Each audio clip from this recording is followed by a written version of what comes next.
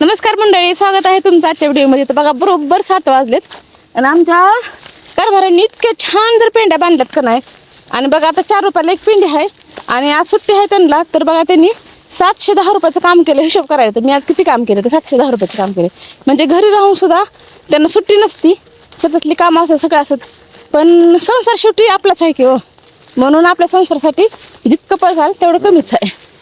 घरी असलं की गार पाण्यानं आंघोळ, रोज सकाळी गरम पाण्यानं. बघा मला म्हणते घरी असलं की गार पाण्यानं आंघोळ, रोज सकाळी कामाला चाललं की गरम पाण्यानं आंघोळ. अहो बघा मंडळी, उठतच नाहीत लवकर. 3दा पाणी गरम होतंय आणि थंड होतंय. मग ते उठतात उशिरा, पुन्हा बाहेरून येतो म्हणतात. पुन्हा बाहेर जर गेले की थोडं वेळ नसते माणसांना हिरवारी म्हणून ते बोलतात. मग आल्यानंतर दुपारी आंघोळ करतात. मग पाणी गरम करायची काय गरज असल्या उन्हाळ्यात करतात थंड पाण्यानं. मग तुमच्यात असं असतंय का? कमेंटमध्ये नक्की सांगा. तर चला पुन्हा भेटू पुढील व्हिडिओमध्ये. तोपर्यंत श्री स्वामी समर्थ.